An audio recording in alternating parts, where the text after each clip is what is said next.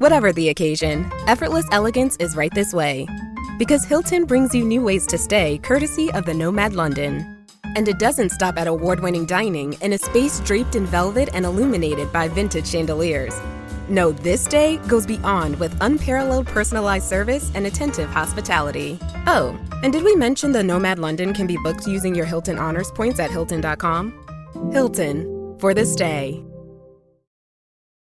How many discounts does USAA Auto Insurance offer? Too many to say here. Multi-vehicle discount, safe driver discount, new vehicle discount, storage discount, legacy. How many discounts will you stack up? Visit USAA.com/auto discounts. Restrictions apply. Finding a new job is stressful. But with Indeed, it doesn't have to be.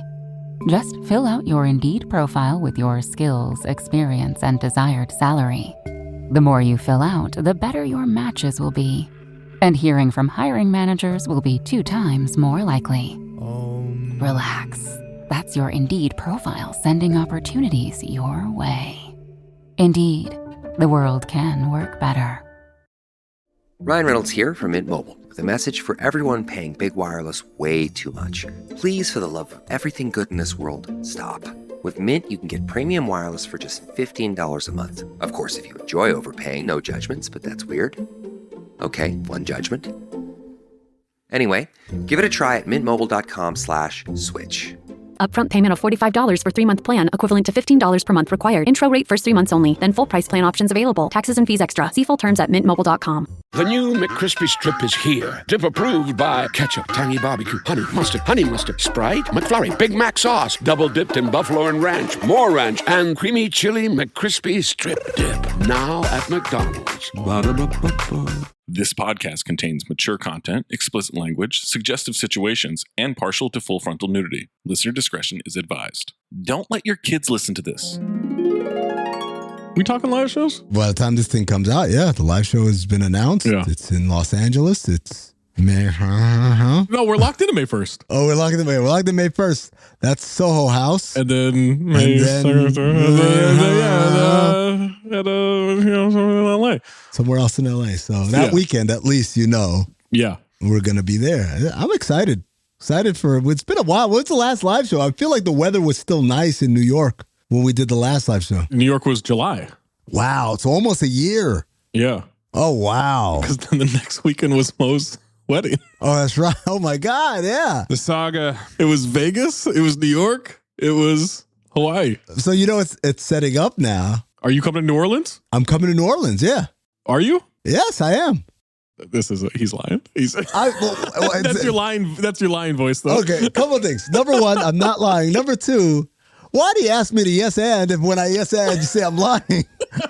That is a fair point, Zach. Yeah. Care to answer that? No. But I will say this. All right, then, Dodge.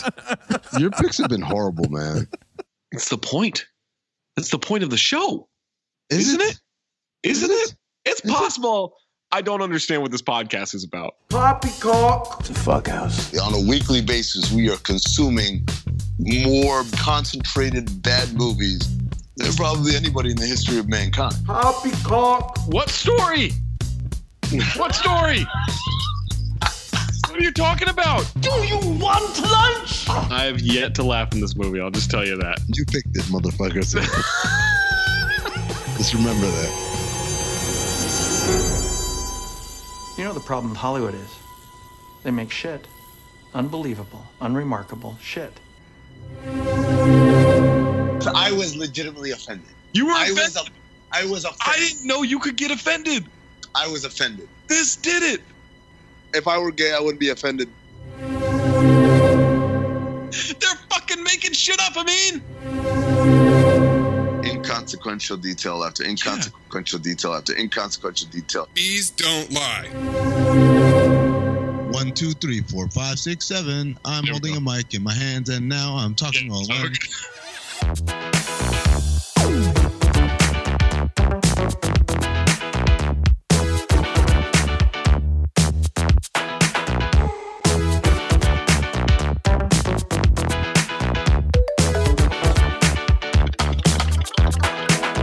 Welcome to Cinephobe, the podcast. We break down the movies you're afraid to admit you love. I'm Zach Harper. That's Amin Hassan. That's Anthony Mayes. You better listen to us on Spotify. If you don't, we're going to make clones of ourselves. We're going to dress up as ninjas, and we're going to attack you in the slowest fashion possible.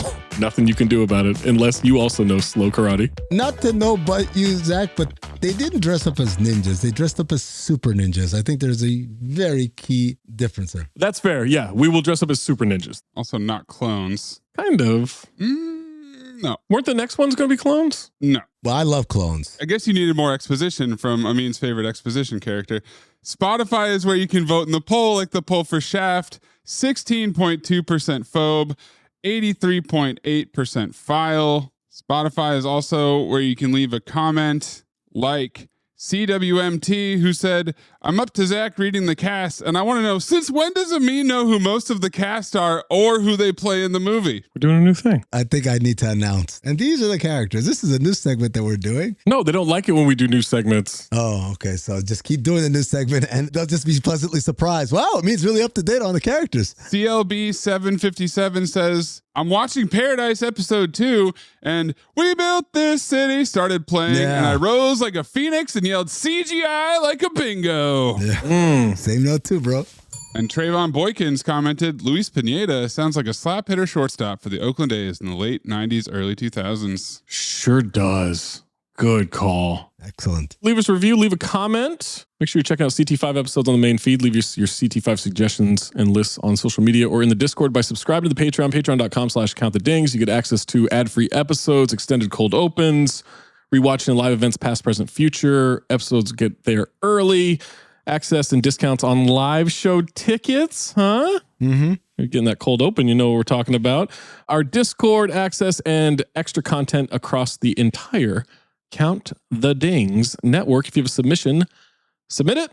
Reminder, it needs to be 40% or lower on the Rotten Tomatoes audience or critic score. All right, episode 250, brand new daisy chain.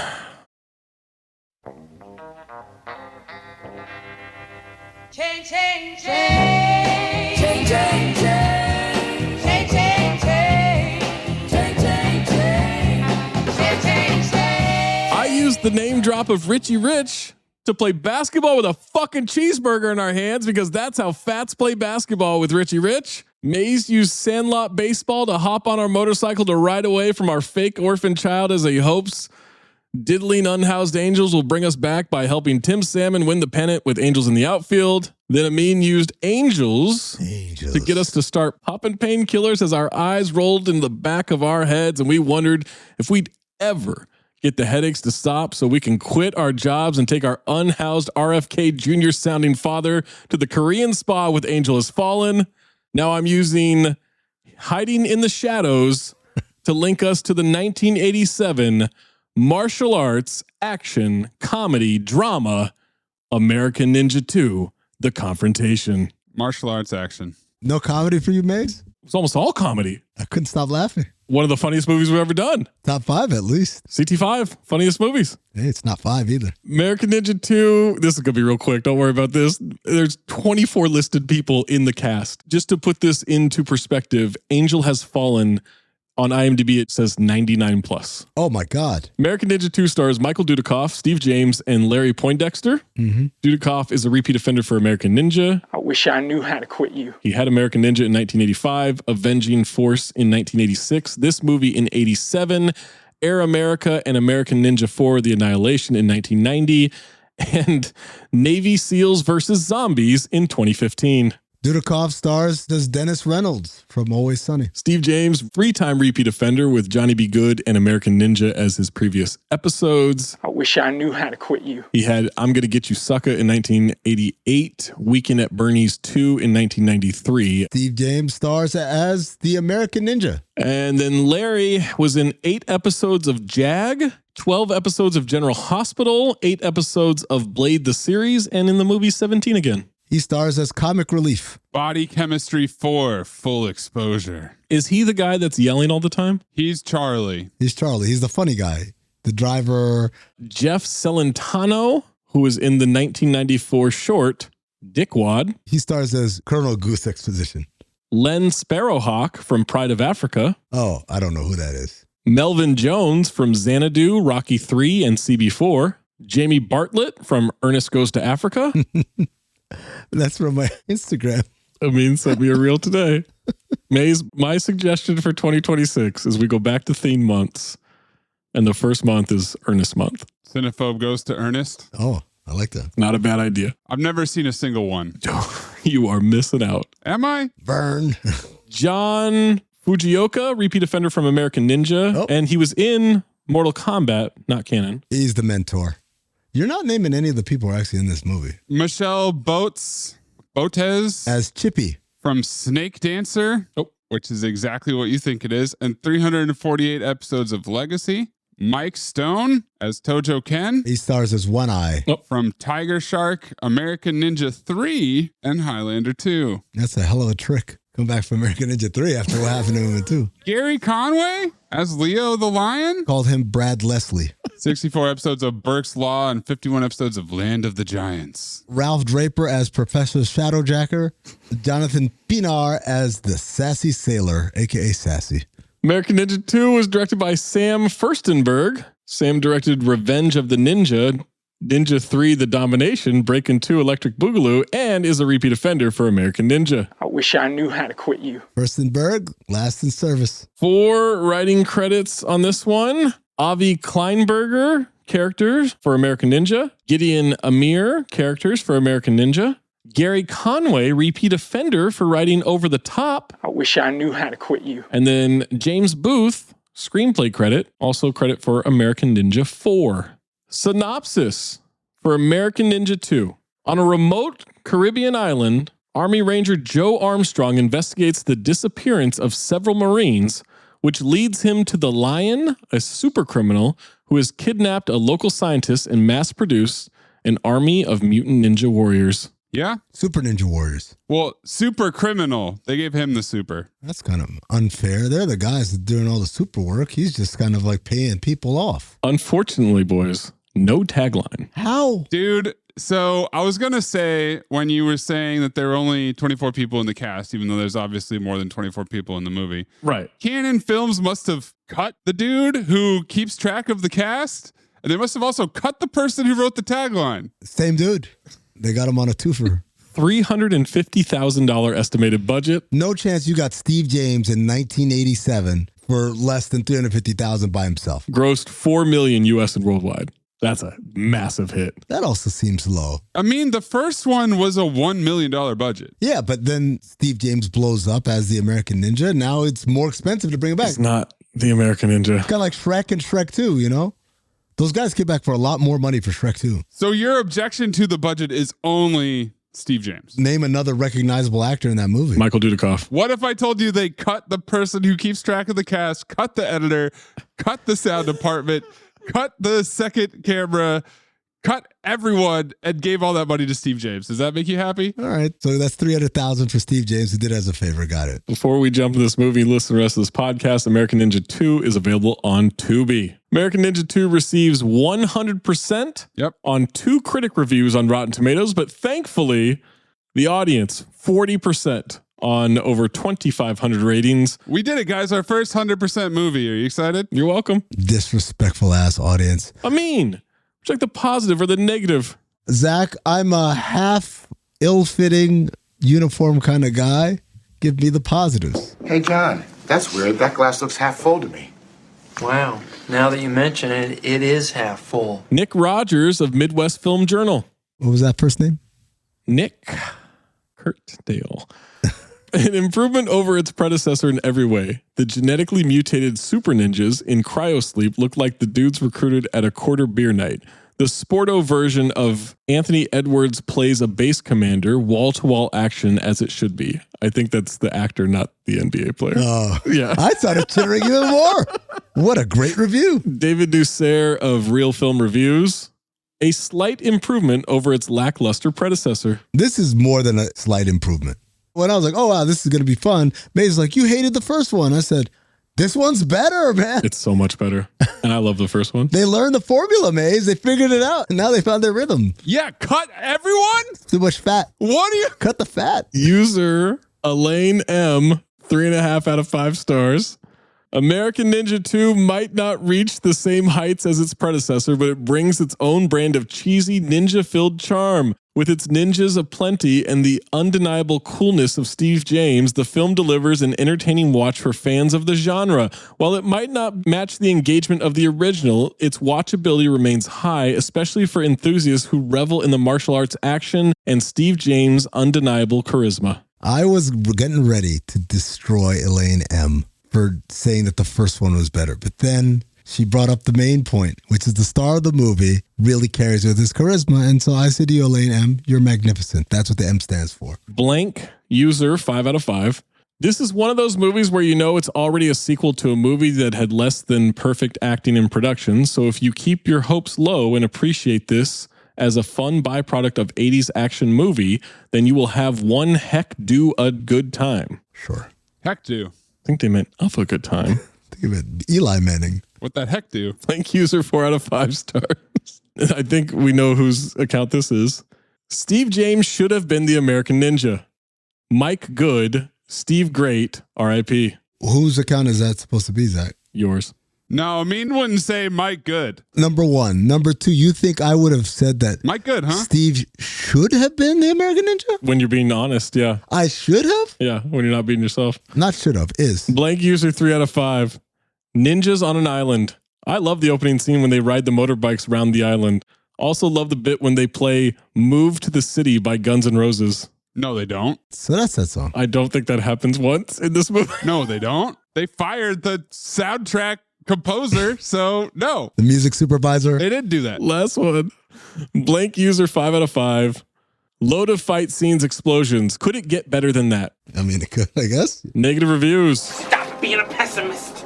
This tank is not half full. It's half empty. Blank user 2.5 out of 5. A lot more of the same.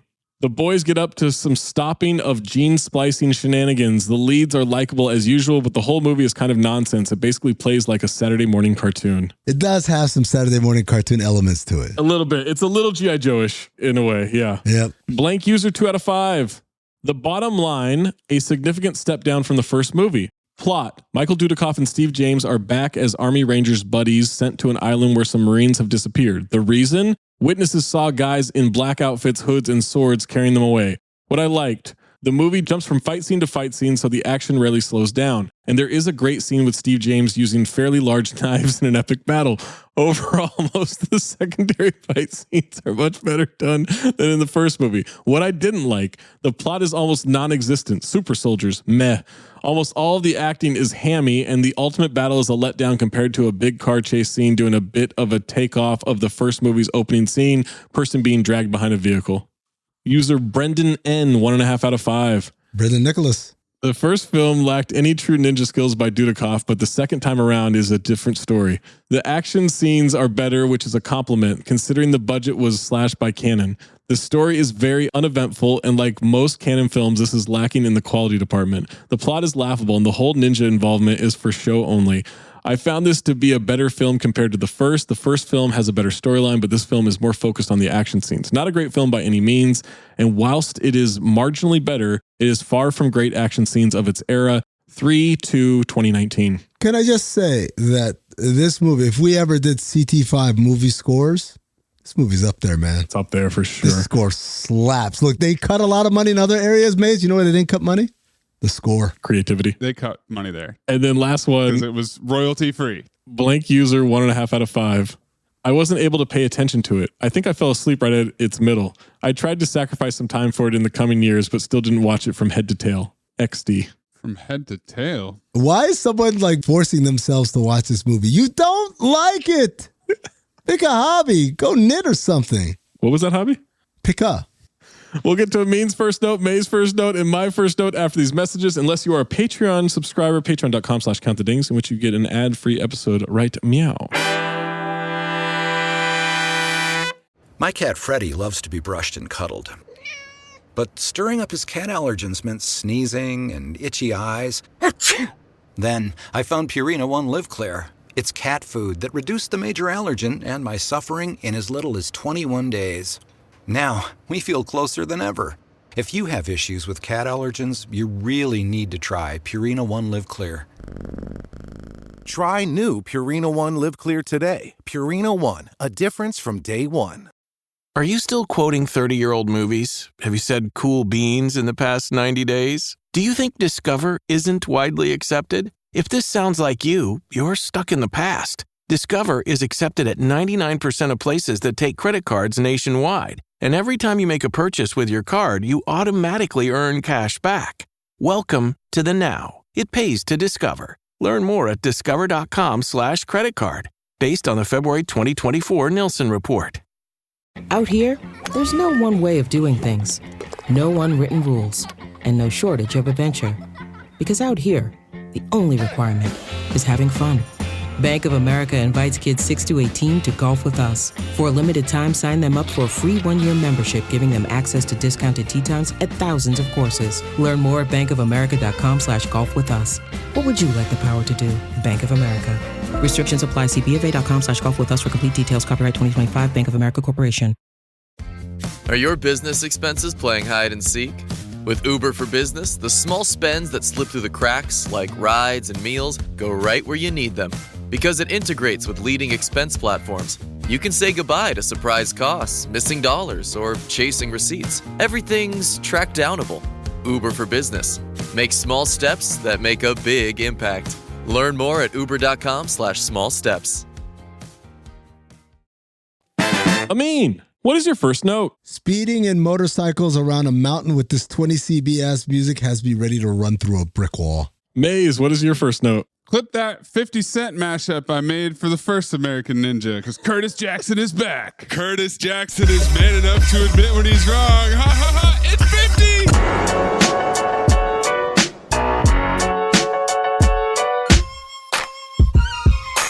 This is a special ASLELS challenge for you, Floyd. If you can read one full page of a Harry Potter book, nigga, I'll give $750,000 to whatever charitable organization you want to. Fuck the bucket ice. And then I wondered, is Amin just gonna tap out and research 50 Cent lyrics for the rest of the episode like he did with Drake and play Trinity? Feature callback, by the way. I've got a two-parter. First part, Amin thinks the Batman movies are about Robin, apparently. Steve James is Robin. Monster Dick. This movie further solidifies that I was right. Absolutely not. You'll see by the end of this movie, you'll be like, I mean, you got a point. The opening credits prove you wrong. Actually, no, you won't, because you're Zach Harper and you'll never agree to that. But all right. Because it's wrong. I don't agree to wrong things. Second part, we open up with some crotch rockets on a cliffside highway. Have you guys ever ridden a motorcycle? No. Nope. Ever had the desire? Nope. Me neither.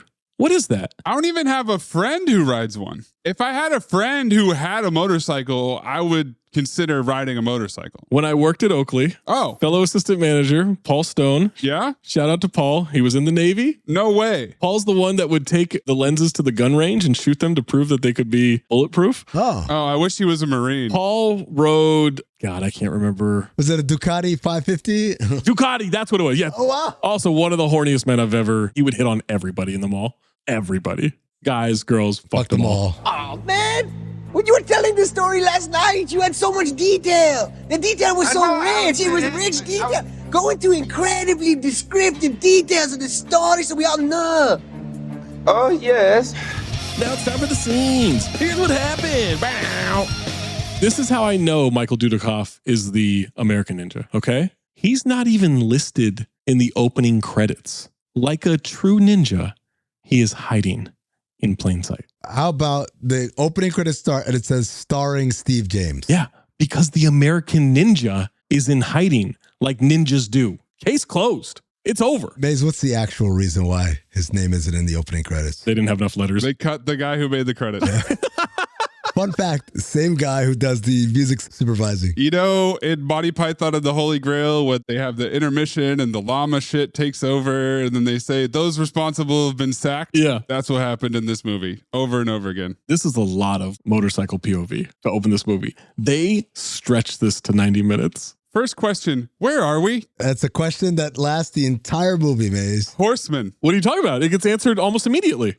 What, Blackbeard Island? No, we're not on Blackbeard Island yet. Not yet. Mangrove Island? Not yet. All right, they roll into town, and Dirty Mike and the boys give him a dirty look outside the Blind Beggars bar. Same note too, man. These unhoused gentlemen. The soundtrack is also already going absolutely nuts. Love it. Unreal. Clip it. Tom calls it the hottest joint in town. One of the guys wolf whistles, that's what the caption calls it, at a girl, and she says, "Don't bother me, boy," but in an accent. A lot of horniness as they walk into the hottest joint in town. Now, about 75 unhoused gentlemen hang out in front of Blind Beggar's Bar every day. You've got to talk a little bit more deliberately when you're talking about the demographics. This is a blue-collar joint, Zach. Good, hardworking people who need affordable drink programs and hearty eats. They're not just hanging outside. You're letting them walk in the place. Harassing customers. And they want to fuck these guys up. For the hottest joint in town, it's kind of deserted in there. It might be the only joint in town. It's noon on a Tuesday. That's true. I'm shocked there's that many people in there. They cheers, they say Semper Fi, they drink up. Dirty Mike, excuse me, sir, but could you spare a few dollars for a cup of coffee? Way too hot for coffee. What are you doing? That's how you know it's a trap. The way you say, excuse me, sir, I'd be remembering Christian Bale saying, yo, there ain't no 40s in here, aight? Says we're Marines, not tourists. Thank you for your service. Every single line sounds dubbed, and ass on is a horseman. Dirty Mike says, Yankee Marines earn a lot of money, give me $1. And the next line is, hey, what is this, some kind of shakedown? Hey, what is this, some kind of shakedown? The first time you said it, Zach, it sounded like you said something else. Wolf Whistle wants to get out of there. Dirty Mike pushes the middle guy. We got a bar fight. And Tom goes and hides. Yeah, he does a spin move like Barnett Kale around the corner. Smooth spin move. Fighting is very delayed and fake. Batman punch sound effects. Black guy has to go 3-on-1. Meanwhile, my boy Blue gets his ass whooped. I mean, this dude never stood a chance. He's getting hammered. You're a Marine? Yeah. It made me think, maybe did they lie? Is this stolen valor? Oh, good question. Well, we'll see what's up with these Marines shortly. I wouldn't say it's an elite fighting force here. Delta Farce had a better representation of the military than this movie does. They got it done. If I was a Marine, I would be furious at this movie. It's okay, Zach. The person responsible has been sacked. Dirty Mike knocks a guy out. Then ninjas come out of nowhere. Yeah, then ninjas come out of a side room. 2 ninjas pick up the bodies. But why did they do the ass whooping? Great question. That's what you guys do. You fight. Who is this bingo kid dressed like Jiminy Cricket? The seltzer boy from Out for Justice, Piccolino, is in the corner behind a pinball machine. Oh, I thought it was a little girl. The hat didn't tip you off? That's a boy's hat? I don't know. It's a bingo hat. Got to a small plane. Angel baby. I don't know if it's landing or taking off. I could not tell.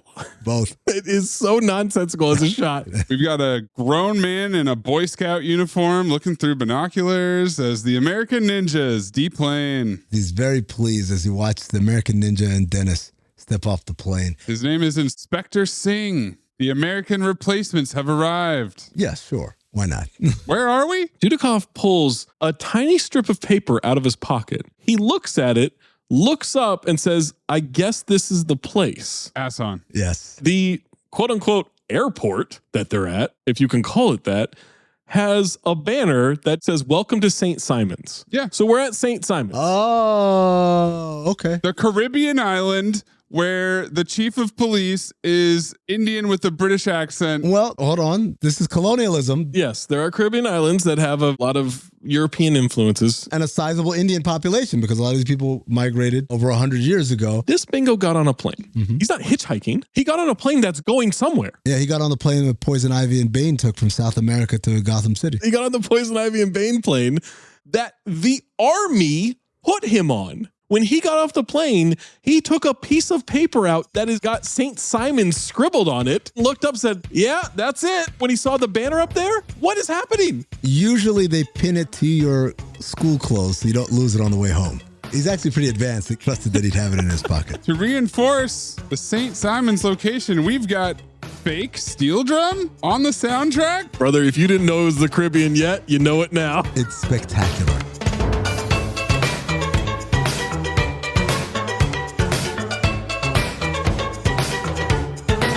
About 40 minutes into this movie, I said, is this a real place? And I went hard into Google trying to find it. It's not. There's a convertible with a cage rack stacked with surfboards that pulls up. Surfboard. It's Tommy and Charlie. They're looking for a couple Marines. Looks like someone didn't tell someone we're coming. That's awful writing. What? Can't bother to name those characters. English as a second language is what that is. Shit, we're supposed to pick up these Marines. Names were Armstrong and Jackson. That's our names. But we're in the Army. What a drag. Welcome to paradise. They borrowed the car from Wild Bill, their CO. CO stands for Cobra Formula Office. Garage band surf rock as they cruise down this beachfront road. Garage band? I love it. CO formula, Zach, won't stop repeating. All 50 Cent does. I know you don't mean this scene. It's his thing. He keeps repeating back with a question mark added over and over and over again. He's not going to like it here, guys. I trust his instincts. There's something wrong about this place. Until he sees a woman. 3 broads walk in front of them in the crosswalk. Oh, yes, I have. Look at that. Oh, I'm tingling again. Ooh. I guarantee you, the second those little darlings hit the beach, everything comes off. You're talking topless, bottomless, it's great. Well, you guys ever work? Work? Yeah, work. We don't have time for work. Slow pan of a broad with the top off on a blanket. I think I'm going to like it here. Oh, I'm tingling again. They park at the Cove. Tommy's being a prick. Charlie says Charlie's got a lot of problems lately. How did Tommy get those 3 motorcycles back to the beach house? That's weird. That's a great question. Like this. Planking across all 3. Oh, shit. The bingo kid with the hat is named Toto. Toto. Of course he is. Seltzer boy. He can get them anything for a price. I said, uh-oh. Toto's a boy? Oh. Charlie's tattoo was drawn on with a magic marker. Some hick calls them soldier boys. Greg that. In a very bizarre accent. What the hell those bums doing around here? Oh, What is this accent? I don't know. This movie was filmed in Cape Town, South Africa. What? So everyone is South African. Dirty Mike is South African. Of course he is. Yankee. Wild Bill drills a bald guy with a football right when he walks in the door. His outfit is insane. This is the captain. The guy who gets drilled with the football and then tosses it back. Yes. We got a real don't ask, don't tell policy going because the way he threw the ball back and the way he caught the ball. I don't like where this is going at all. The rest of the time, I refer to him as Sergeant. No, come on, man. Okay, then we don't have to do that. What I thought, crazily enough, this is the times where I'm really impressed myself. I had the same exact note that I discovered I had in American Ninja 1, which was, this guy's a little old to be a sergeant, isn't he? Oh, yeah. That's a tenet of the American Ninja series. You still a sergeant? That guy's captain. Well, he's Wild Bill. He's got the lifeguard shirt on, which I don't know, guys. I might have to find that one. The sleeves ripped off of his button-up Hawaiian shirt. Yep, open. He's got a mustache and frosted tips in his gelled hair. He looks like an 80s wrestler without the muscles. He's CT5 something. I can't figure it out. CT5 Wild Bills. I'm going to call him Goose. You rock my head and you rattle my head. You rock it like I go to bed. He is so incredibly ass on. What? Goose? I could not figure out what was going on with Wild Bill. Goose is not ass on, man. Yes, he is. If it wasn't for Steve James, he would win ass off. Goose out here dropping dimes left and right. Exposition that Marines guard embassy is not Army Rangers. He complains his life is complicated enough already. The exposition continues as he lets us know 20 Marines on the island as embassy guards. They don't dress like Marines because of certain left-wing elements. What's happening, Tony Medley? What? Tony Medley just sat up and popped. He's palming this off-color plastic football the entire scene. It's the beach football, guys. You think it's going to look like a nice brown leather? No, it's been in the sun. It's had fun. It's been in the water. It's got character. Yes. That is a plastic football. Have you ever played football with a beach football? I've played with a real football on the beach. No. Just like they did in Point Break. 4 men disappeared, 2 on a fishing trip, 2 in town. Tommy said they disappeared. Toto said giants in strange black suits took them. And we get an ominous sound effect. Oh, this eerie music. I love it. Now, at first, we thought they'd been kidnapped by Terrorists. It's about terrorists, man. Well, with one more P, they would be kidnapped. No ransom demands, no bodies. Washington sent them for help. Goose's exposition. He's the commanding officer of exposition. This is what happens when you let a military man do it. Efficient. Yeah. Precise. Hey, by the way, Tommy got married to a local girl. Has been going downhill ever since. Yep. If you want to know why he's a dick. Well, I think there's other reasons, Tommy. Then he says, I don't know who you are, what you are, or why you're here. They just got introduced to you. Literally just told you. They're Army Rangers. You know that. They're here to help you. That's why they're here. What the fuck are you talking about, Wild Bill? So you're going to work at the embassy as Cypher clerks, keep a low profile, don't mess with my Marines. When they walk out of the office, Steve James walks out, and a man who is not Michael Dudikoff walks out. It's a stand-in. This isn't like, oh, weird angle. That is not Michael Dudikoff. But then when they get out of the office, it is Michael Dudikoff, and he's ahead of Steve James. Continuity error? Really?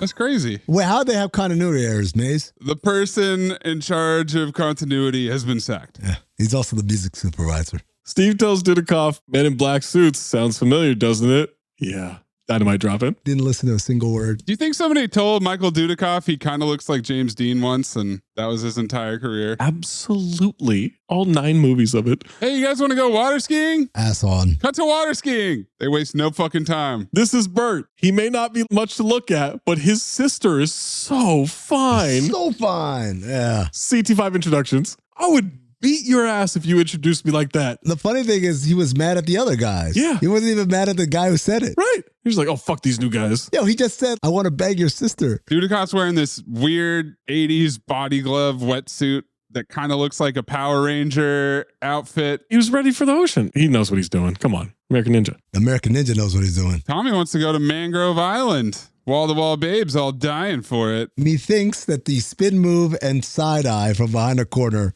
was not merely fear or deception. Maybe he's a tad sassy. The way he was like, hey, yeah, let's go crush pussy and all that. Like, there's all these broads. Who talks like that, right? You. No. Yeah. No. 100%. Comic Relief says, wait, I thought you were married. So, just because I'm on a diet doesn't mean I can't look at the menu, right? Maze, that is an old cliche. This guy said that very sassy. It was very sassy the way he delivered that. Okay, so we can do that, but the sergeant's off limits. Got it. You talk about the way the sergeant threw the ball and caught the ball. That's not the measure of sexual orientation, you homophobe. This guy not wanting to cheat on his wife isn't the measure of anything. Of course it is. Okay. How about the very next scene when everyone falls asleep? What do you mean the very next scene? It's the same fucking scene. It's a minute later. They cut around the boat and everyone's instantly passed out except for Tommy. To where I thought, did they get drugged and I missed it? Is Mangrove Island 50 miles away? Where the fuck are they going? Did they go around the Cape? Sassy's got his finger in his mouth because he's got a fixation on sucking things. Homophobia. No, I mean, he's ass on and he's nervous. That's his nervous tick. He's biting his nails. Wait, this is... Yes, that's how bad he is. He's biting his nails to convey how nervous he is and how guilty he is. That he's about to get these guys caught by super ninjas, which apparently is his job on the great island of St. Simon. I need my fucking job, man. He keeps coming home, though. He keeps coming back to re-up on more Marines. How did they not figure out it's him? Because, I mean, it's not this elite level of soldiers. It's just the Marines, according to this movie. It's 20 Marines who've been deployed to beach. That's their job. Yeah, because actually my job, it's just beach. Right. And what a good job you do at beach. Go be at beach. Go protect beach. And not wear your uniform or shit. Let's play football. Yeah. Let's go to Mangrove Island. Mangrove Island. Mangrove Island. That's where I thought you were going with this. American Ninja's pecs are so big that when he's sleeping, he's literally resting his head on them. He's got a wetsuit on. No, the American Ninja. Oh, do you mean 50 Cent, who takes every single opportunity to get his shirt off? Of course. Yo, if I looked like that, I would never wear a shirt. I get it. I'm not telling him to put his shirt on. I would go to basketball games without a shirt on. Yeah, shirts versus skins. I mean, I'm not talking about to go play basketball. I'm talking about covering a basketball game as my job. I would not wear a shirt. Media row. I would be sitting next to Dan Waikey, shirtless. Ass on for Dennis to sleep. Oh my God. Tommy disconnects a wire. Oh no! They push the boat ashore. Tommy won't stop acting suspicious. Well, he's biting his nails. They're checking the engine. Everything seems fine. Screw it. Let's go for a swim. What? Huh? You might be stranded. Swim time. Dudikoff stays behind, takes 3 seconds to find that a wire was disconnected. Boat's fixed. He nimbly hops into the boat. American nimbly. All of a sudden, from around a big boulder, 5 ninjas come running out. In formation. One of them, I think, signaling plot liftoff. I think that's what it's... Yeah, his arms are out. It has to be. Because his arms are out like a fucking plane. What ninja has ever run like this? Well, these are super ninjas, Zach. They're running the flying V. I almost pissed myself when I saw him run out with his arms like his fucking Jason Terry celebrating a shot over D Wade. I couldn't believe it. Oh my God. They're not really running. No. They're kind of bouncing. It's a bit of a trot. Yeah. It's a slight jog. There's a canter to it. My man up front. That's exactly what I was like. Oh shit, his flat lift up. Because that's what I think of. It has to be. Lock it in. Seatbelts fastened. Tray tables in an upright position. Here we go.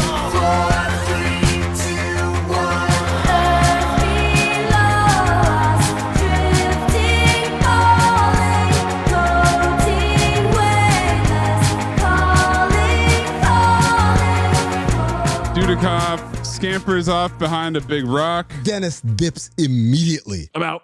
Now he's fighting all five. So he, I guess, knew the first ninja was on the rock that he just walked by. The guy jumps, but he dodges like Napoleon Dynamite dances. And we've got cartoonish neck cracking sound effects. We get some sticks action. Yep. Pool cue. My favorite move in this fight is he's on his back. The guy jumps at him and he does the same airplane thing that Bill Belichick did with his hot young girlfriend, right? Picks him up by the waist and throws him up. Partner yoga, yeah. And then he climbs up on top of the boulders, and the ninjas, in order to climb up after him, this was pretty cool. Become a ninja ladder. It's a human centipede. Human centipede ladder. Same note too, Amin. One of the most ingenious things ever. It's insane. They are super ninjas. They climb each other up, and then they all pull each other up in unison. CT5 teamwork. They're so quiet when they do it. Super ninjas. Dudikoff got shocked by the cuck ninja. Yes. Watching from another rock. Yes. Way far away. One guy's got a spear. Where'd he get the spear from? Bow and arrow seems like such an inefficient weapon. The guy with the sticks, I said, I wonder if he trained with sticks. He threw one ninja into the other five, and they all go down like bowling pins. Little did I know, future callback. Dudikoff avoids a spear thrown at him. He stabs the next ninja that comes at him. And by stab, I mean he thrusts it, and the guy puts it between his arm and his body and falls over. Little tuck. Who among us, Zach, hasn't done that? I did it when I was 8. It's an 8-year-old. The sword sharpener has been sacked. The metal sword purchaser has been sacked. Props. The blood guy has been sacked. It was so hard for me to understand whether people were actually getting stabbed or if it was a training session because there was no blood. Sure. We get blood very sporadically. It's on a blade. Ninja shoots his own man with an arrow. So inefficient. Did he just bring one arrow? Yeah. Well, I missed. Do you know how much an arrow costs? You think we've got a budget for multiple arrows here? One arrow, get the job done. If it doesn't work, pull it back out and do it again. That's what I say. They tie him up around the neck. He struggles for a little bit, and then he lifts his way out, throws a stick at one, hits him in the dick, and the ninja goes down. That's how you do it. 50 Cent gets back to the boat, grabs a stick hook, and goes looking for Dudikoff. It's my turn. He's got a fishing hook. Starts whooping ass. Yeah. Washing these ninjas left and right. And he had one of the coolest moves. No, it's horribly choreographed. He gets punched. Momentum of the punch pushes him this way. He turns around, uses that momentum into a roundhouse punch back, knocks the guy out. I chittered. Golden dumpster. I didn't think he got punched. I thought he avoided it and then backhanded the guy. Even better. Using the centripetal force of the spin move. The what? As you're going, the centripetal force. Yeah, centripetal. Yeah. 100 feet. Is this a real thing? You guys don't know what centripetal force is? Centrifugal force? Centripetal. I think with one more F it is. Okay, hold on. No, hold on. Because you fuckers don't know shit about science. Oh. Professor El Hassan. Professor El Hassan in session. Go ahead, motherfuckers. Biology, engineering. Centripetal force is a force that makes a body follow a curved path. Read a book, you fucking assholes. Oh, maybe with one extra L. Stupid motherfuckers. I think you mean centrifugal. I put it in the chat. Read it. Look it up on your own time. But he didn't follow a curved path. Yes, he did. When he spun. The spin is the curved path. No, the centrifugal force is an outward force apparent in a rotating reference frame. That is what happened. Did you take physics in high school? No, but I learned the word centrifugal. All right. So maybe sit this one out. San Diego State? We have the same job. Masters. I'm still not sure which one of you is the American Ninja. Either go be an engineer or don't mention your fucking education. I do think that 50 Cent's fighting style is better. Of course, because he actually fights. Than Dudakov's. Because he's a star. Because he's a brawler. No, he's a ninja. He's not a ninja. That's not martial arts. He's the American Ninja. And he's a much better actor, so he's egging people on and... For sure, he knows what he's doing. Taunting people and... Dudikoff is a bingo.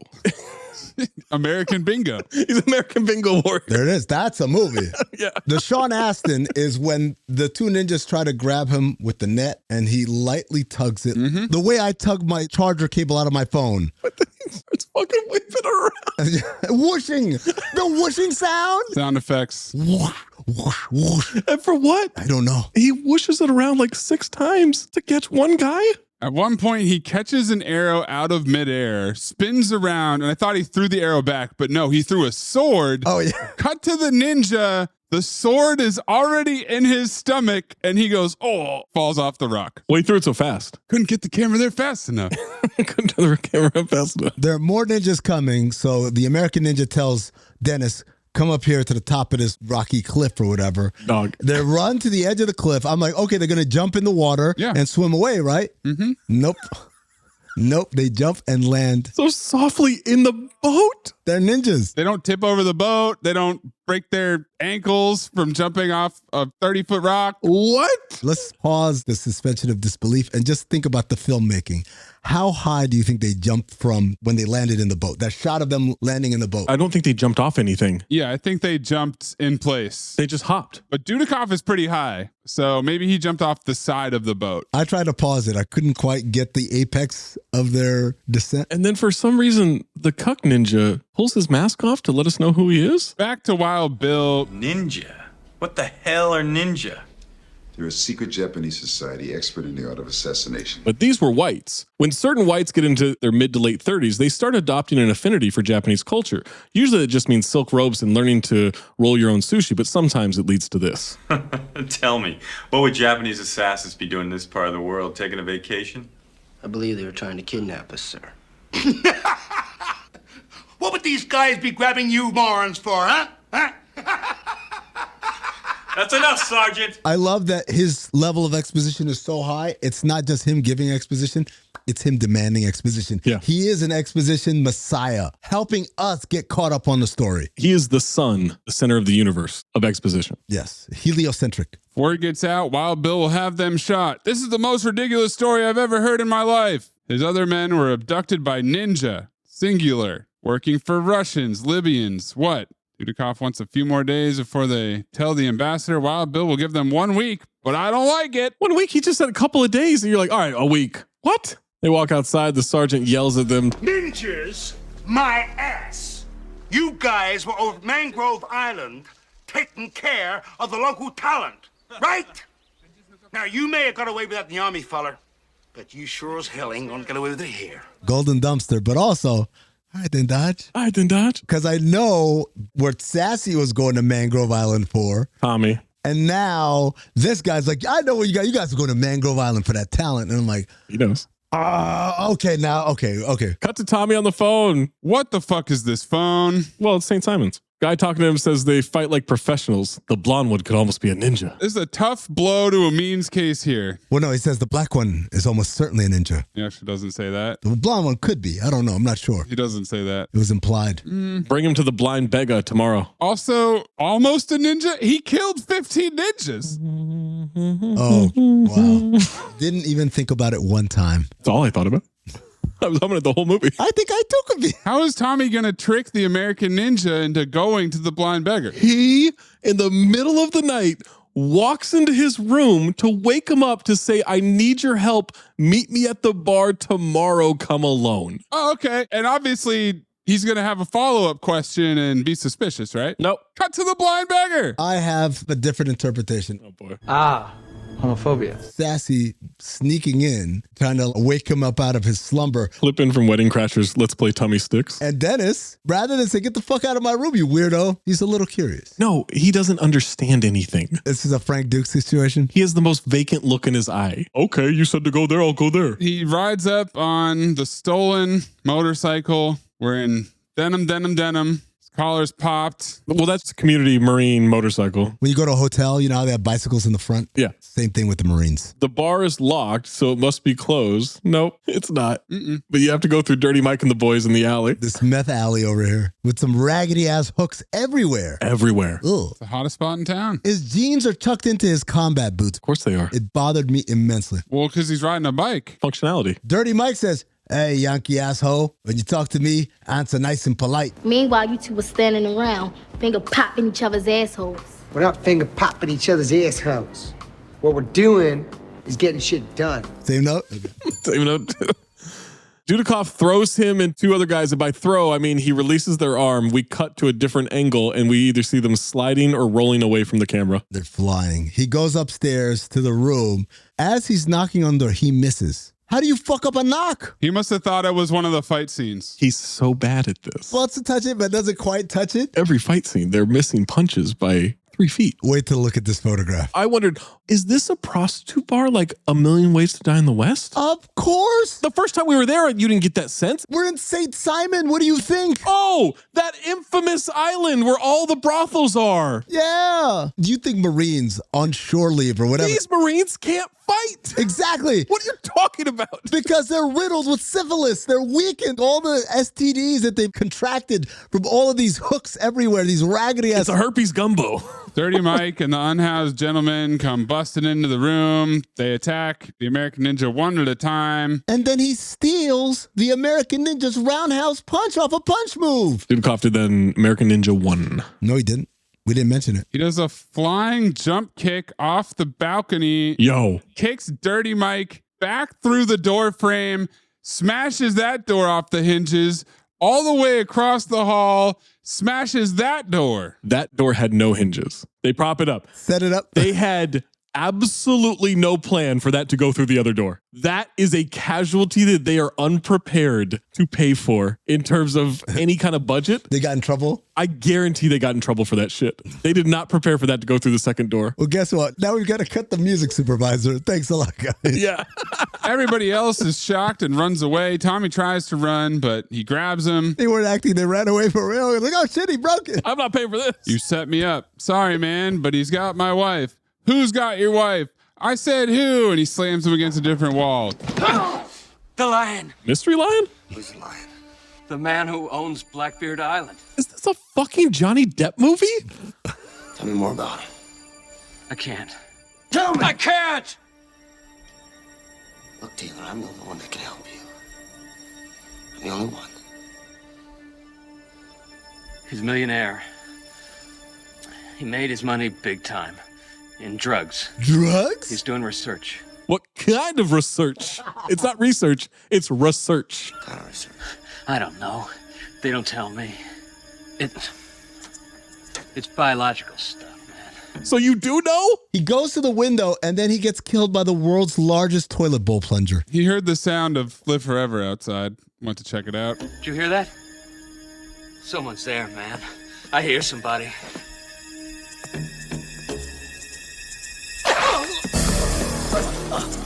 All of a sudden, there's the spear in his chest. It's a toilet bowl plunger. That's the first time we see blood in this movie. Dudikoff looks out the window. No one's there. So he leaves that way. Oh, so he's going to go find these ninjas. Nope. No. End of scene.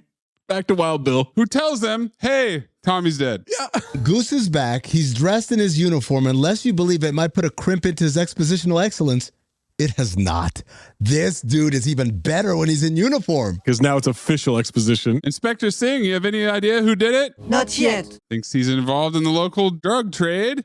Killed because he screwed somebody on some kind of a deal. Steve says that he was being blackmailed. How do you know that? Because he told me. Explain about his wife, Blackbeard Island. Inspector Singh's whole defense against we can't search Rubbish. the island is because the professor wouldn't like it. I'm not totally familiar with St. Simon's Constitution. I know that's not the law. Him being a dirty cop. Yeah, he's on the payroll big time. Does that mean he's not a bad cop? I think that's a different category. I think CT5 dirtiest cops we could do. In an amazing turn, when Wild Bill says he wants to go take a look, Inspector Singh says, impossible. He does. There's no such thing. I fucking popped. The impossible from American Ninja 2 found its way into Amin's transcription of American Ninja, the original. I don't know if you guys noticed this. When he leaves, he puts his hat on twice. He does, yeah. He leaves, and Goose, bless his soul, recaps everything for us so we're all up to date in case you joined the movie right now. I don't like that tiny maggot. I don't like him at all. I mean, what is this? Ninjas, drug pushers, my men being kidnapped and murdered? This is really beginning to get on my tits. Fucking golden dumpster. That's one of the greatest lines ever. That's better than Kiss My Balls. Well, that's coming up. It makes less sense somehow. It's really weird writing. It got run through Google Translate a few times. It sure did. They need to get a special warrant from the governor, but it's impossible to find this governor, get a hold of him, right? Right. By the way, need you at this governor's party tomorrow at his mansion. Which is at the Johnny B. Good mansion from the recruiting trip. Same note too, bro. I was looking for the nacho hat. Nope. What? And you guys got to dress as Marines. 50 Cent says, Marines? Algiers? Cut to the governor's party. Where do they get all these white people to play in a band? Look as much like Marines as a bridesmaid. Goose is dressed like Stryker from Airplane. He absolutely is.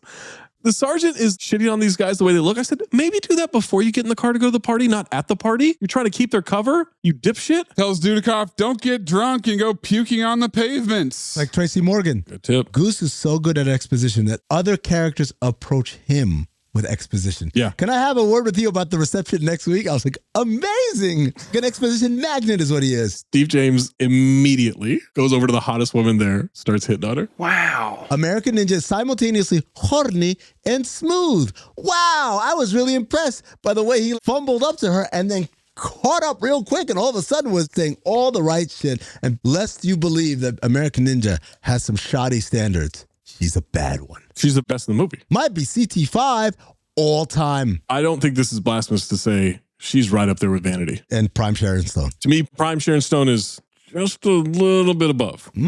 Just a little bit above. Racism. Yeah, just a little sizzle. He recommends isometrics, aerobics, and me. You did this one over there. Dudikoff sees Singh talk to a very blonde man in a white suit with 3 goons. The blondest man I've ever seen. Dudikoff tells 50 Cent to look at the guy with a cigar. No one is holding a cigar. Not a single person. I paused it and looked at everyone in the scene, and then I rewound it to say, oh, is this a continuity thing? Did someone walk up with a cigar? Nope. No. What do you think Dudikoff thinks a cigar is? A scar? I think he's trying to say scar. He tried to say scar and he said cigar. It's a pizza cockroach situation. CT5 pizza cockroaches. CT5 pizza cockroaches. It's the Lion, aka Leo Burke, with the main ninja, aka Tojo Ken. Singh comes up to Dudikoff to question him about Tommy's murder. This woman comes running up and hops a low fence. She's shouting at Lion, bastard! I thought she was Toto at first. Runs up and slaps him. You're scum! I tell you now, I'd love to kill you. Turns to the governor. This man is a drug dealer. Why don't you do something? And he shrugs her off as a hysterical woman. The cops take her away. You know what? This girl is a little bit of all right. Okay. She came in 2 guns blazing. I like him a little crazy. On her way out, she's shouting that they took her father prisoner. Oh, Daddy. While Bill turns to our American ninjas and says, well, gentlemen, I don't think the U.S. Armed Forces ever let a lady down yet. Brother, constantly they have. What are you talking about? Who are you talking to? You know how much sexual assault happens within the military? Right. Forget about what they're doing to the locals, to each other. 50 Cent all over it, though. We should kick some ass. Take my car. They have Charlie tail the caddy. It's Charlie rolling dice on the hood of the car? I didn't know what the hell he was doing. I thought he was gutting a blunt for a second. As they're dragging her to the car, the way she says, take your filthy hands off me, it reminds you of the guy who wanted to enjoy a succulent Chinese meal. Yes, absolutely. What is the charge? Eating a meal? A succulent Chinese meal? Can I interest you in a meal? A succulent Chinese meal? American Ninja tells Charlie to tell the caddy. Notice how he's the one that gives all the orders. Because Dudikoff can't talk. Dudikoff never gives an order. Because he's a ninja. Ninjas stay silent. Because he's a subordinate. Summer's here, and you can now get almost anything you need for your sunny days delivered with Uber Eats. What do we mean by almost? Well, you can't get a well-groomed lawn delivered, but you can get a chicken parmesan delivered. A cabana? That's a no. But a banana? That's a yes. A nice tan? Sorry, nope. But a box fan? Happily, yes. A day of sunshine? No. A box of fine wines? Yes. Uber Eats can definitely get you that. Get almost anything delivered with Uber Eats. Order now. Alcohol in select markets. Product availability may vary by region. See app for details. This episode is brought to you by PetSmart. Stop by for Yappy Hour with your pet at PetSmart. Save $5 on walk-in grooming services like nail trims, ear cleaning, brushing, and more. No appointment needed every weekday from 2 to 6 p.m. And while you're there, Yappy Hour includes exclusive in-store deals, like 25% off pet toys. Visit services.petsmart.com/grooming to learn more. Here at the Almond Joy Factory, where tropical vibes abound, we use soft, fresh-tasting coconut. The crunchiest almonds and delicious chocolate candy. Ah, but do you know what our most important ingredient is? Sometimes you feel like a nut. Sometimes you don't. Almond Joy's got nuts and something even way better than that. Yes, Almond Joy is made with almonds and joy. You're the perfect blend of elegance and style, and your ride should be no different. The 2024 Hyundai Sonata Hybrid meets all your needs, from business to brunch and everywhere in between. With head-turning details like a sleek front end, plus stylish interior, and an available 12.3-inch digital instrument cluster and seamless tech integration. Okay, Hyundai. Visit HyundaiUSA.com to learn more about the new 2024 Hyundai Sonata Hybrid.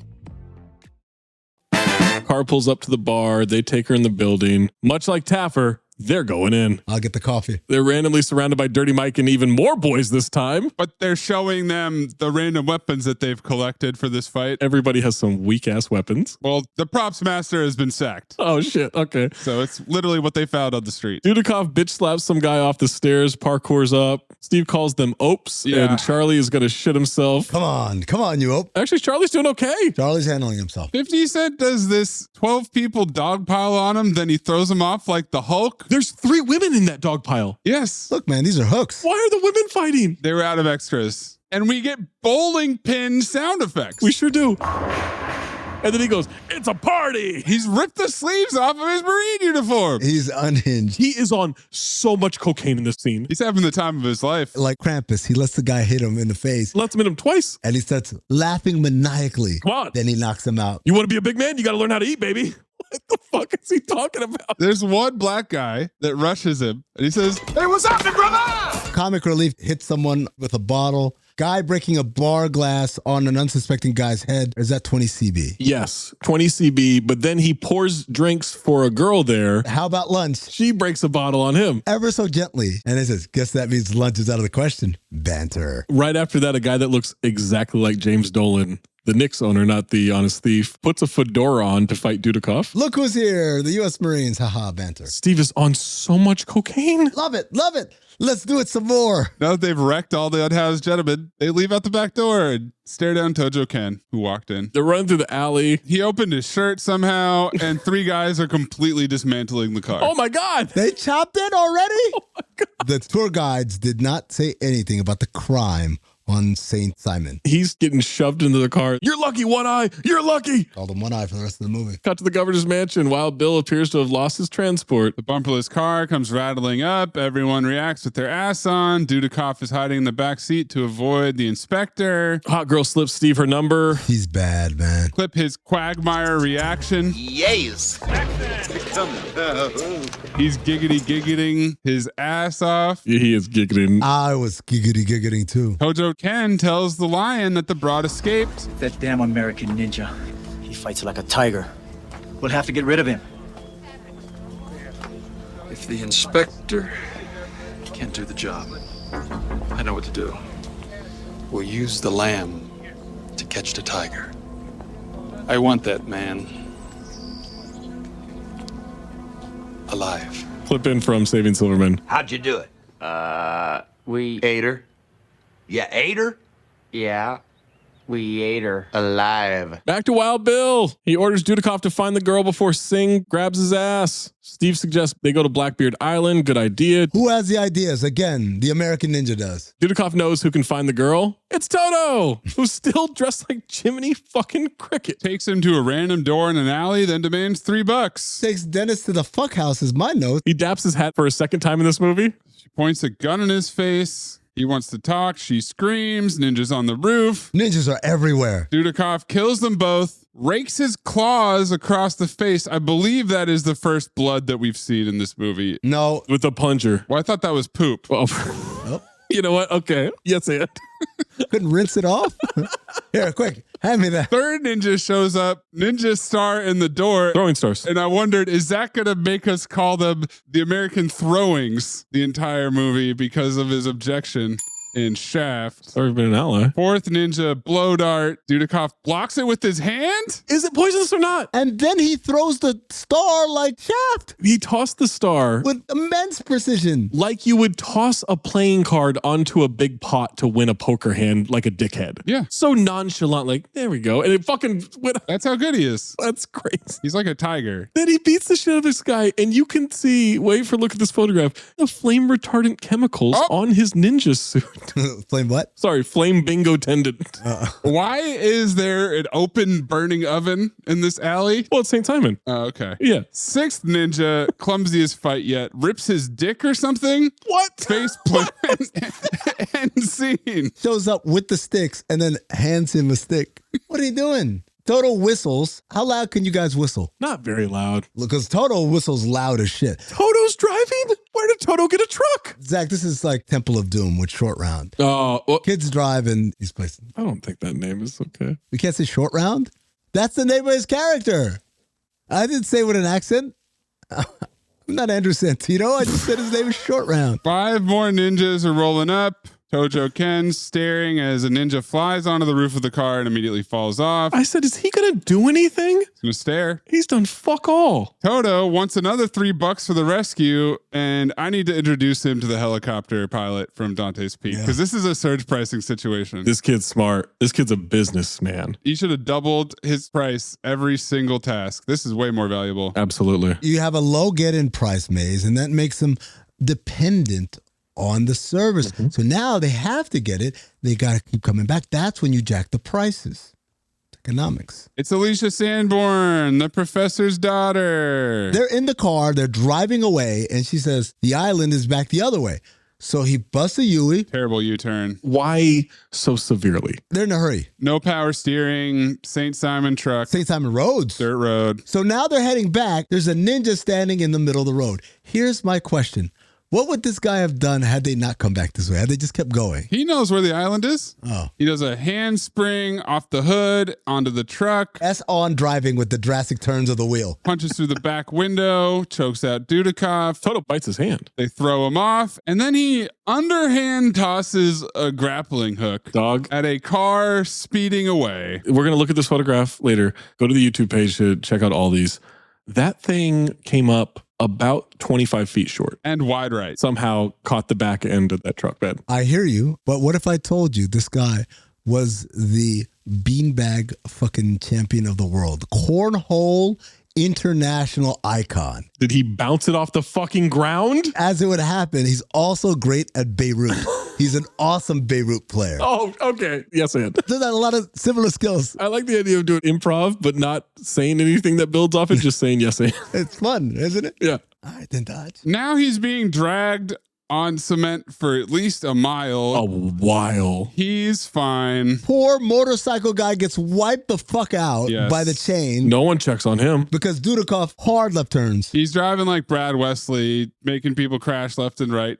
They swerve to avoid the next car, and then somehow the ninja's on the roof. Yep. He skipped the truck bed. He climbed up. They're looking backwards. He climbed up under the car, came up to the front. And then he punches through the windshield? He's a ninja, super ninja. There was never a windshield to begin with. I've been watching this several times. Sometimes there's a windshield, sometimes there isn't. Try to run him over. He climbs up onto the hood of the truck. Dudikoff says, jump out. Then he jumps out. It goes careening off some barrels. Slowly. Cut to it flying. Corkscrews in the air. 20 CB. Crashes into a gas station, which blows up 4 times. All of that is 20 CB. They added another explosion just because. I don't mean 4 different shots of the same explosion. I mean 4 different explosions. More explosives keep getting exploded. I said Toto's going to want some money for that truck. Wasn't his? Of course. The broad says they can walk to Point Pydra. That's the name of the place they're trying to get to. Point Pydra. The famous point in St. Simon. Hail Pydra. Dudikoff sends Toto to 50 Cent with a message, but he wants $5. I'll pay you later. The music changes, and that lets us know that Dennis is supposed to be interested in her, except this is the winner of the High Sweet Annie Award for zero tension. Oh, for sure. It's not her fault, though. It's not his fault either. It is. My theory is the visit to the motel stirred some feelings up inside of old Dennis, and Dennis is beginning to realize, there's a reason why I wasn't able to leap on the first thing that moved at the party. Meanwhile, the real American ninja's out here lasering in on him. Maybe, just maybe, I've been living a lie. Homophobia. More on that later. It's weird the desperation you have to keep calling him the American Ninja because you know it's not true. Why don't you go call Robin Batman? Is that what you're doing? No, I'm saying what Zach is doing is racism. Racism is what you're doing. I didn't cast the movie. He's giving all the orders. He's killing more people. You know what a fucking ninja is? Dude, it's someone who kills people using martial arts. They're silent and they're hiding constantly. So he's a loud ninja.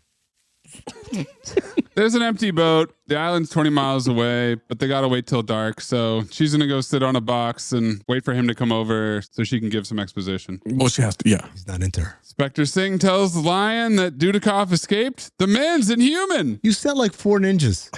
Now, this is before I found out that these were super ninjas. Going back to the island to finish some business. Leo then tells the governor of St. Simon to call the American ambassador to get the leashes on his men or he'll find himself in the middle of World War III. Mm-hmm. Let me repeat that. Leo, a millionaire, tells the governor of a small Caribbean island to call the U.S. ambassador, tell him to put a leash on 2 Army Rangers or that island will start World War III with the United States of America in 1987. St. Simon has a pretty sizable nuclear arsenal. The fuck? Did you not see the silos? Start it. You want to put our dicks on the table? Boom. It's out. I don't know if you want to play this game. St. Simon, are you fucking me? St. Simon's got a pretty big dick, man. It's a pretty big hog. The lion's the one with the big dick. Their army is Dirty Mike and the boys. What are you talking about? They win every fight. They don't even have to use the super ninjas. 10 of them just got thrown off by Steve James. Wow. He was on that stuff. He's on a lot of stuff. That's true. Time for a whole buttload of exposition from Alicia. Hello, exposition. What kind of exposition? Mommy talk and poppy talk. Oh, Daddy. One of the most powerful drug dealers in the world. Everybody knows it. Mom died of cancer. Dad's a scientist with a dream of curing cancer. He liquidated his assets, bought Blackbeard Island, made a research laboratory. British and American governments invested, and when he was on the verge of a big breakthrough, they simply withdrew. Dad was devastated. He's no goose. Not at all. Then the lion turned up, offered lots of money, enough to finish his project. He'll denial. But the lion had other ideas. That instead of finding his cure for cancer, Dad ended up producing these attacking monsters, these ninjas. What do you mean producing? Oh, it's something to do with biological engineering. Reorganizing a person's genetic code.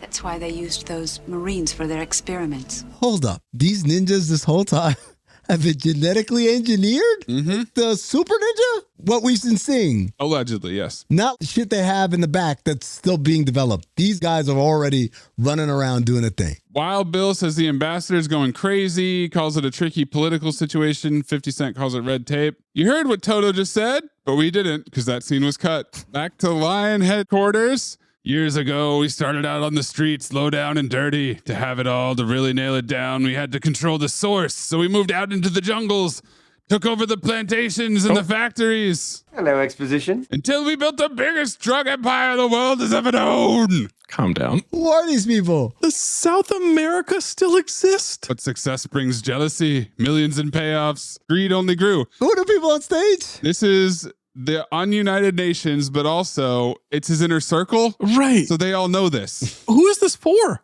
Everybody knows this. His foolproof way to protect themselves is, that's right, bioengineered ninjas. What? So there you are.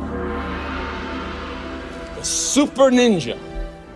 The ultimate fighting machine. Strong, obedient, heartless, and as many of them as we want. The camera turns around to reveal his army of red and black suited ninjas. Do we see a single red ninja fight? No. They had the week off. Time for a yoga demonstration. They do a demonstrated choreographed dance. But what's killing me is Leo throughout this thing. They keep cutting back to me. He's like, huh? Look at all my ninjas. Look at these guys, huh? He's so proud. The governor has no idea. Do that polite smile you do, I guess. There's so much of this, and we barely get to 90 minutes.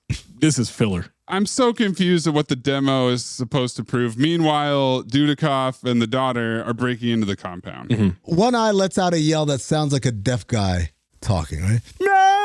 Thanks for then illustrating it. Okay, supercharge that. Dennis clipping this fence loud as hell and mad slow too. Slow, loud, and right out in the light. This is your ninja? He's a bingo ninja. Okay, he's still a ninja. But he's got an American Ninja pocket knife. At one point, the ninjas catch arrows and then throw them at the targets. Yeah. Instead of having the ninjas shoot the targets. Well, they also rolled closer to the target. Lots of rolling.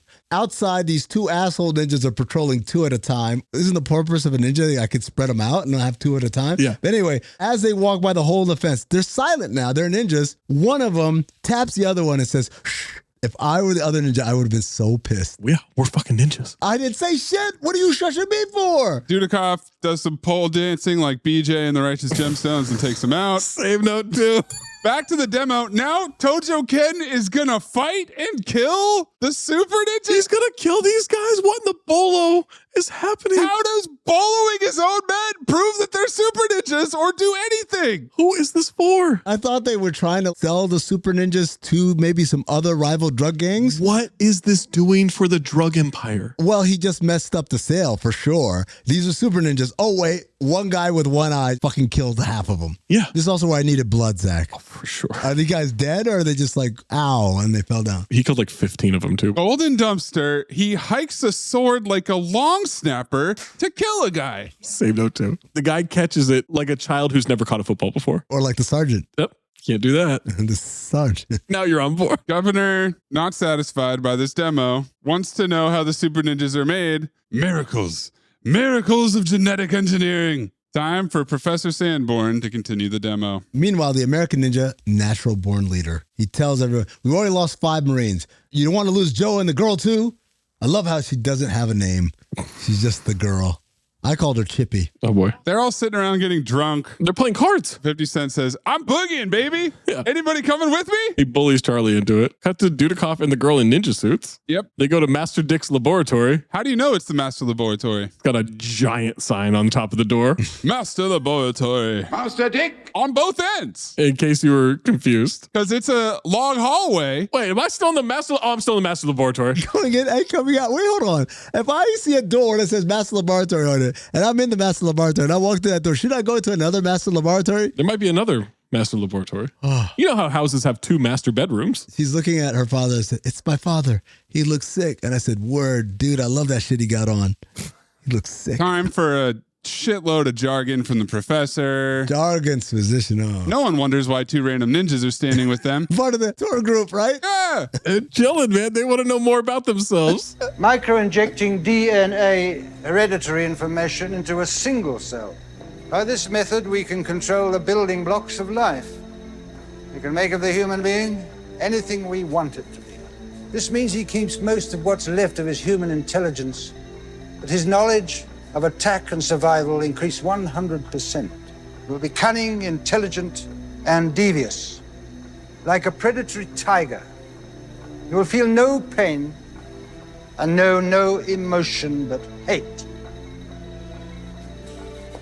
His muscles and sinews will be replaced with the strongest, lightest, high-tensile steel known to man. They're going to replace all the mitt and tendons with steel. He will run faster than the finest Olympic athlete, be stronger than a 10-ton crane.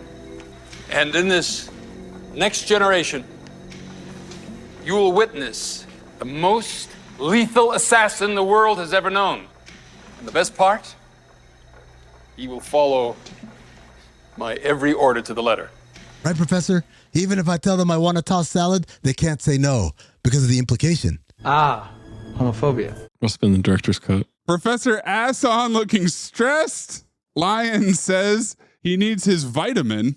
And this reminds me of my dad talking about some kid he went to camp with named Lil Tommy Throckmorton. Throckmorton? Who was taking Ritalin or something like that. He dropped his pill and he said, oh no, my Vitian. Did you say Little Tommy Throckmorton? That's right. We're going to update the CT5 names list. That's for my pop right there. Oh, Daddy. What'd he say? Oh no, my Vitian. Vitian. This kid's heavily medicated, but he thinks it's his Vitians. Maxwell Potterdam III is out. Oh, wow. Little Tommy Throckmorton. And yeah, please put American Ninja 2. Slash his dad. Put my dad in there. Yeah, put my dad. Yeah. After they get him his Vitian, Lions got another treat, something they never dreamed possible. Dudikoff and the daughter go rescue the professor. He jumps them in a stairwell 4 feet away from where they were. The professor says there's no time to lose because the Lion is shipping $5 billion of pure heroin to the United States tomorrow. Pure heroin. $14 billion today. Golden dumpster. That is so much heroin. He's busy making super ninjas. How does he have time to produce this much heroin? Is the entire island made of heroin? Are the super ninjas making heroin? Where are the ships? How do you smuggle it in? Smuggle? How do you smuggle the Great Wall of China? People thought he was a millionaire and they are way the fuck off. A millionaire? This dude's got $5 billion of heroin? Now, is that street value or is that wholesale? No, he said $5 billion of pure heroin. So that's the wholesale price, which means they're going to chop that shit up, put baby laxative, maybe some fentanyl. That's at least $7, $8, $9 billion. Dudikoff's going to go free the Marines in the basement cells. He's going to run down there and get it done right now, right? No, because he's got to sit down in the fucking stairwell and meditate and have a flashback. Mm-hmm. His diddly mentor's words are in his head. We see training, ninja magic. Did we get all this in the first movie? I couldn't remember. We must have. Yes, we did. Clip it all. These symbols will focus the ultimate power of purpose. Sight.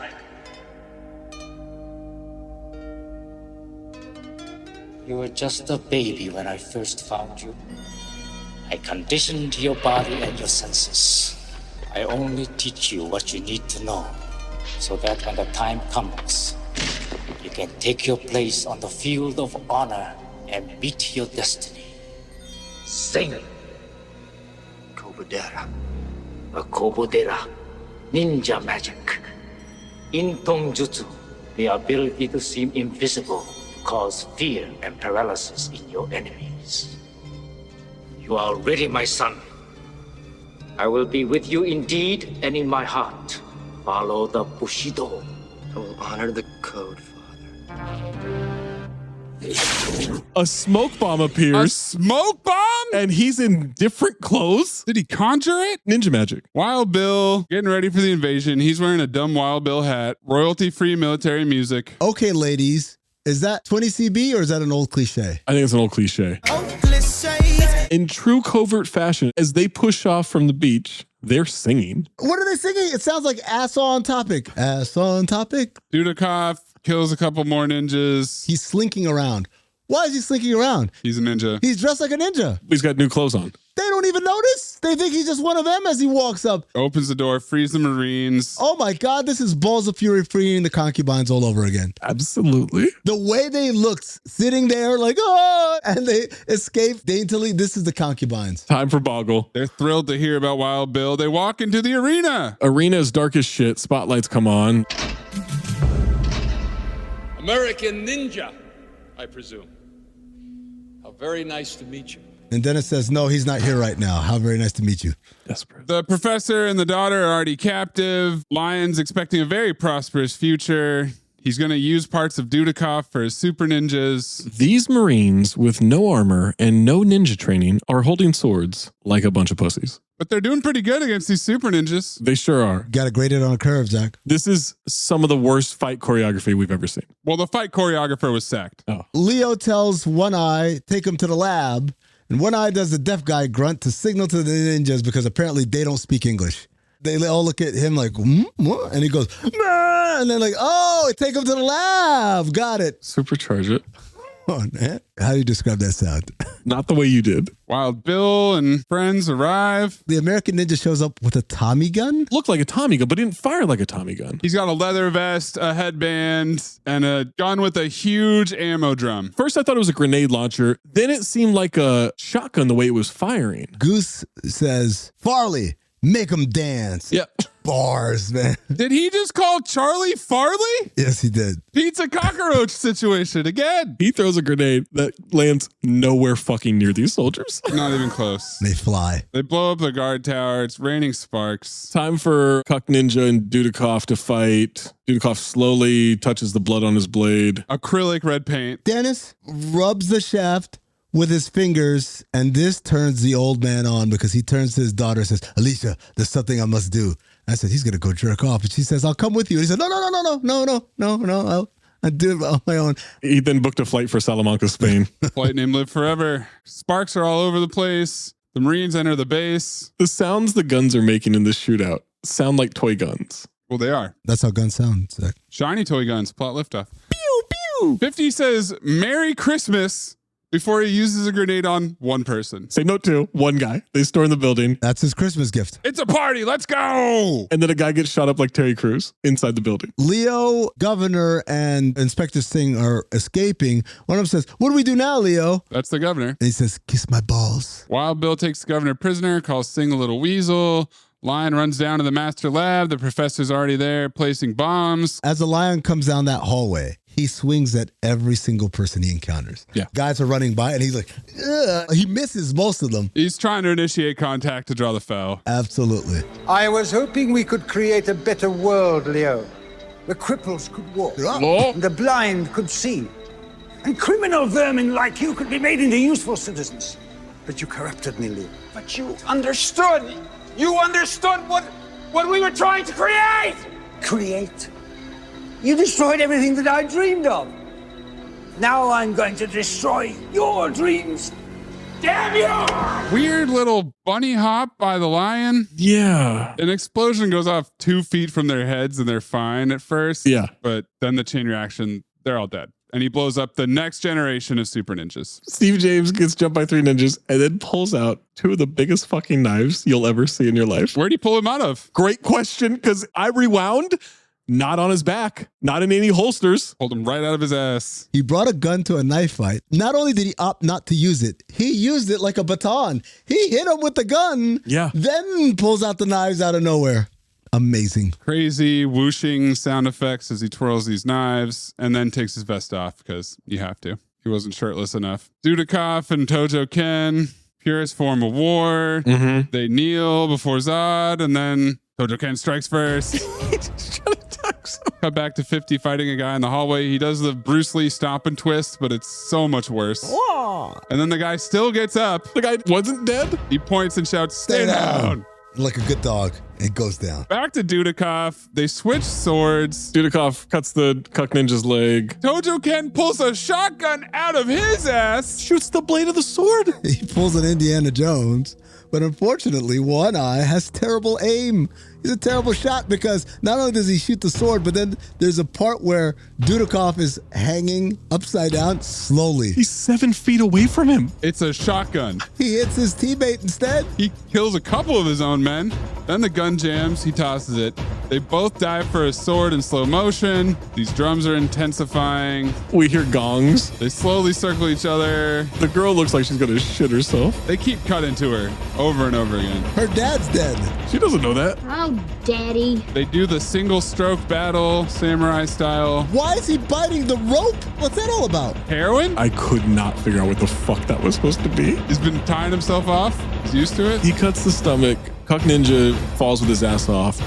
Dudikoff takes off the mask, looks at the girl. She's smiling. She has no clue her dad is dead. Is this supposed to be a romantic moment? All of a sudden, the kidnapped Marines are alive and have been on the ground the whole time and get up. Mm-hmm. You didn't want to help? 50 Cent gives Dudikoff a thumbs up. He sure does. Cut back to the beach. Cut to a party. The hot bride in the bathing suit is there. Attaboy. Wild Bill wants everyone's attention. You know, I must admit, for Army, you're not half bad. Doc Rivers press conference. Can pull some strings to get them in the Marines. I don't know about Jackson, but I think I got other plans. So do I, Captain. And I said, that means they're going to fuck, right? Wait, no, they're leaving. Gotta hurry to catch the plane. That's when it finally solidifies for me that Steve James is the American Ninja because he tells this fine-ass broad, I'm going to call you, I'm going to write. And she's like, you won't. And he's like, I won't because I just love him and leave him. Meanwhile, this bingo over here fully realized who he is and he decides, I need to keep this cover up. So I'm going to bring her back with me to the United States. to serve as my beard. Homophobia. Toto wants his $5, by the way. Oh, yeah. And instead gets a Swiss Army knife. The peak of opulence. Charlie's carrying a child as they all go to... Look at this photograph. Coming soon. Check it on YouTube.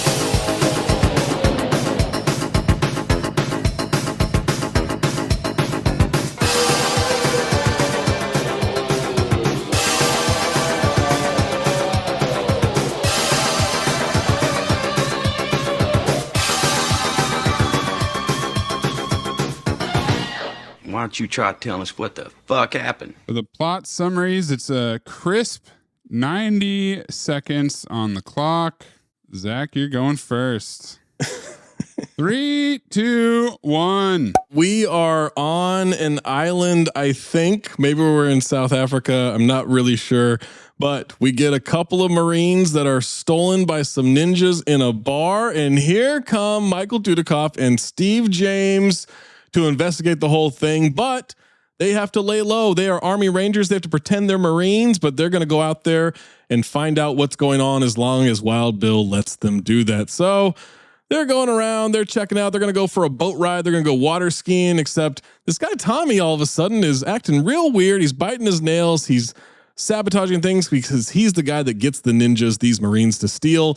All of a sudden, we're on a beach, and I don't know what's happening. These are ninjas kind of fighting Steve James and Michael Dudikoff. They get away kind of by jumping into a boat from high up, and it softly land. And we go off, and all right. The rest of this movie is just the worst choreography, the most 30 taxing exposition about absolutely nothing. We get a lot of fights. There's a lot of fights. We find out that Dirty Mike and the boys are kind of these also-rans. We find out that the government of the St. Simon Island is in on this drug empire. Eventually, we find out that they are being run by super ninjas as the army. There's going to be a $5 billion heroin deal shipped to the U.S., Dudikoff and Steve James save the day, and we've got love back with the American Ninja. I think I covered the whole plot because nothing happens. Fair assessment. There's so much exposition. Maze, you want to go next? 3, 2, 1. Our heroes, the American Ninjas, Joe Armstrong and Curtis 50 Cent Jackson, arrive in St. Simon's, a Caribbean island where the U.S. has an embassy, the police are Indian with British accents, and the entire town is full of surfers and unhoused gentlemen with South African accents? Where the hell are we? They get briefed by Captain Wild Bill that Marines have been disappearing all over town. Very suspicious guy named Tommy takes them water skiing, fakes a boat engine failure, ninjas attack him on the beach. They have to explain to Wild Bill what ninjas are. Tommy convinces Joe to meet him at the Blind Beggar Bar by telling him to meet him at the Blind Beggar Bar. Joe wears his all denim outfit, beats up a bunch of unhoused gentlemen. Tommy's being blackmailed by the Lion, who owns Blackbeard Island, a millionaire who made his money big time in drugs. Once this exposition has been delivered, he's immediately killed. Indian police inspector tells him to leave Blackbeard Island alone. The whole thing is beginning to get on Wild Bill's tits. They go to the governor's party, see the Lion and a scar-faced ninja, Tojo Ken. A deranged woman screams in the Lion's face. She's a professor's daughter. Joe thinks she's the key. Dirty. Joe tracks her down. We learn her pop genetically engineers ninjas. They take a boat to Blackbeard Island. Lion is bragging about his massive drug empire, gives a super ninja demo to the ununited nation, which includes Tojo Ken killing a bunch of them, then takes him down to the lab to see the next generation. Joe and the daughter free the professor. 10. Tells us the Lion has a $5 billion shipment of heroin. Dudikoff stops to meditate and remembers his training as a child. 50 Cent convinces Wild Bill to go to the island, team up with Joe, kill everyone. They have to leave. What's the end? They have to leave? Question mark? It's very abrupt. It is. I'm still confused. The whole movie's abrupt. The person who wrote the ending has been sacked. 3, baby. 1, 2. Look, do me a favor. I don't want to do a countdown before I do the scene. Countdown. No countdown. Can we just Okay, do it off of action? Just in your own time. Good. So I'm not a rocket ship, okay? Okay. All right. 3 80s Marines walk into a bar and get accosted by Dirty Mike and the boys. Dirty Mike informs the black guy, yo, we ain't got no 40s, aight? They proceed to fold the Marines up like laundry. 2 of them get abducted by ninjas. The third one, Sassy Sailor, set him up.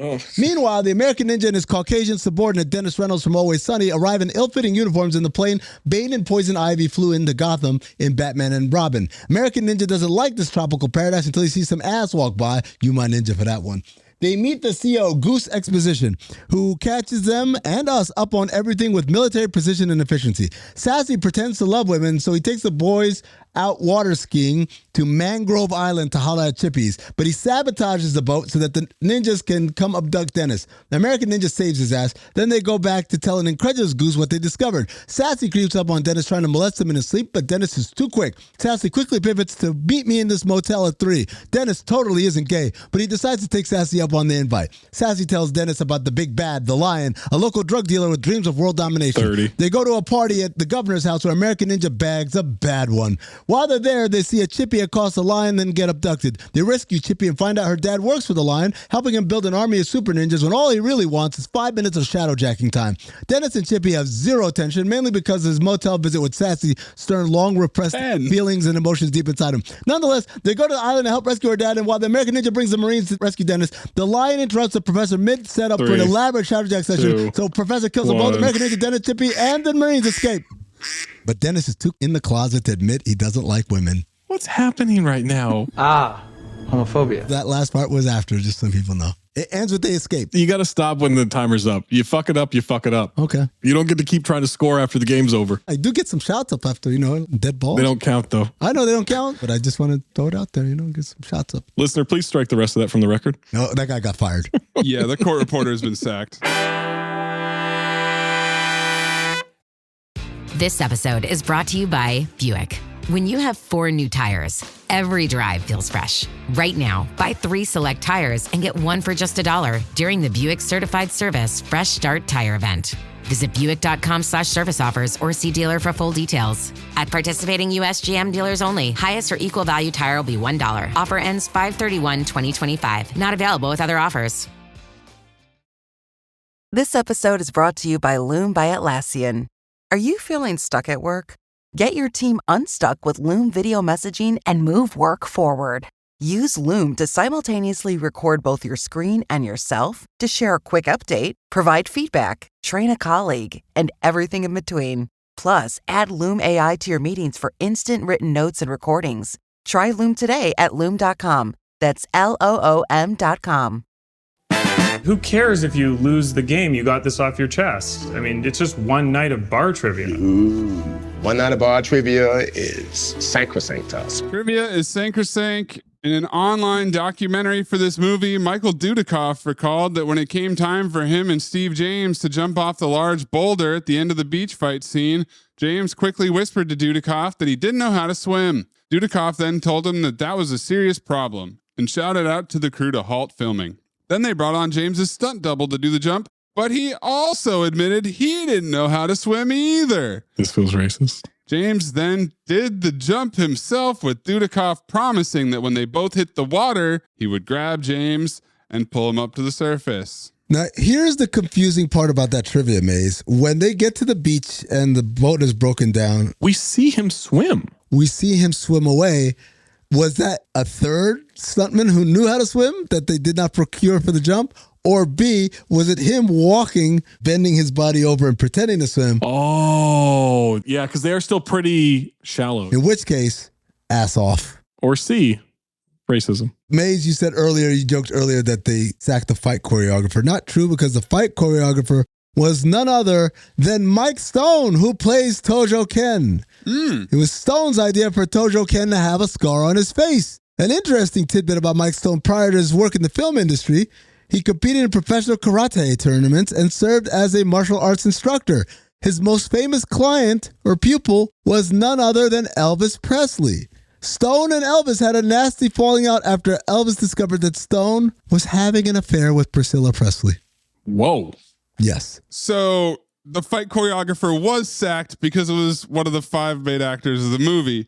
He was also tapped into South Africa's strong martial arts scene, recruiting students from dojos led by Stan Schmidt, Norman Robinson, and Max Grunau to play the ninjas. Doing so ensured the ninjas were not just extras in black suits, but rather well-trained, well-conditioned martial artists, as the roles called for. Yeah, I'm going to say that is more egregious than what you think the citrus community thinks of Cobra.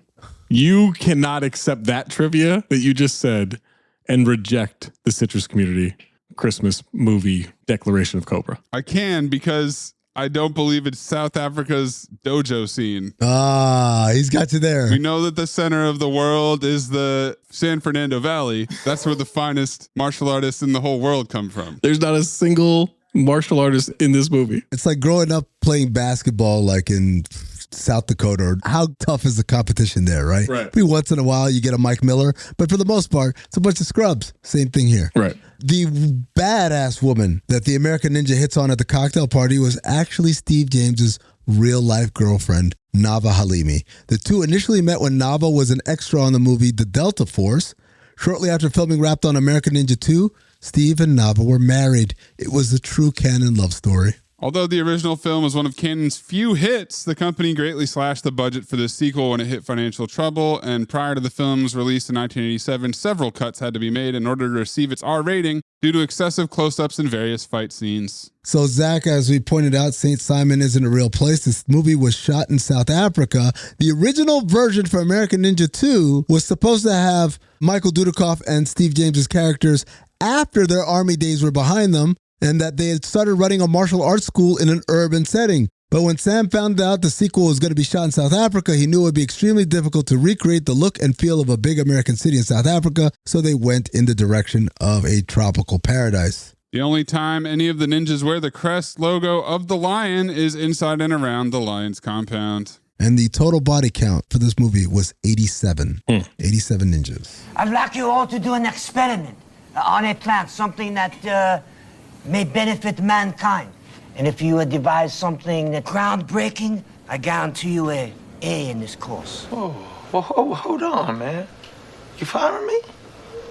You can't do that, Lionel. Look, man, if you don't want me to have a foreman job, I understand, but I need my fucking job, man. Louis Pinnock Accent Award? I have no idea, because everyone's South African. That's a good point. Was the sergeant or the captain, one of the two is trying to do a southern accent? I mean, Wild Bill is from Jersey. Yeah, it could be him. He's trying to do something. Let's go with Wild Bill. Let's show them who the horsemen are, guys. Yeah, we got soul.